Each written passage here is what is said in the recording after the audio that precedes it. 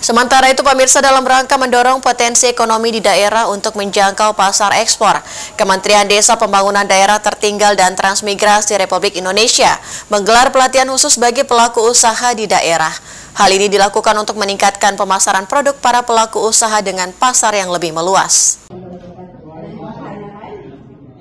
Berbagai potensi sumber daya alam dan kreativitas masyarakat menjadi peran utama dalam meningkatkan indeks kesejahteraan ekonomi di daerah, apalagi dengan peranan kelembagaan ekonomi seperti BUMDes bersama koperasi serta usaha kecil menengah. Untuk itu, Kementerian Desa Republik Indonesia terus mendorong para pelaku BUMDes dan UMKM di Gorontalo agar berani merambah pasar ekspor dengan membekali para pelaku usaha dengan pelatihan bagaimana memulai ekspor.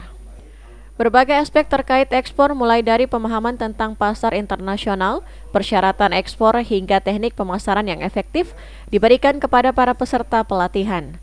Para peserta juga mempraktikkan langsung bagaimana melakukan pemasaran produk dan penghitungan laba yang benar.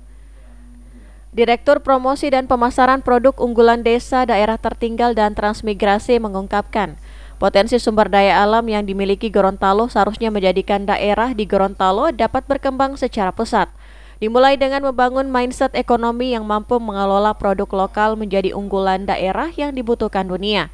Menurut Syahrul, inilah yang harus didorong untuk menetas kesenjangan ekonomi di daerah. Kalau mau meningkatkan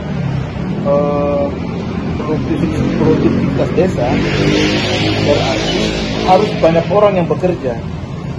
Kebanyakan desa kalau dia mengelola potensinya, dia selalu itu jualnya raw material.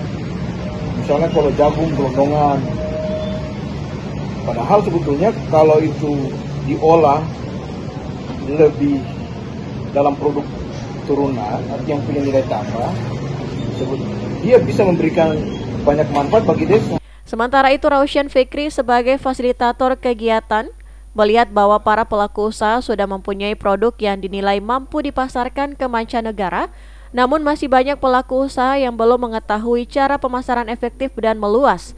Apalagi ada pelaku usaha yang belum melakukan pemasaran produk secara digital. Itu coba jualan dulu aja deh di e-commerce dalam negeri. Jadi tadi saya memberikan pertanyaan, siapa yang sudah terdaftar di Tokopedia dan Shopee, dan ternyata cuma hanya ada satu pelaku usaha. Jadi penting sekali untuk mereka belajar bagaimana menyesuaikan pasar di Indonesia sendiri, di luar Sulawesi dan Gorontalo, supaya bisa lebih bersaing lagi gitu.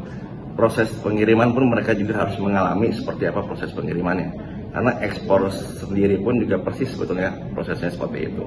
Jadi sebagai bentuk latihan mereka lah. Faradila Ali, MyNews Gorontalo memberitakan.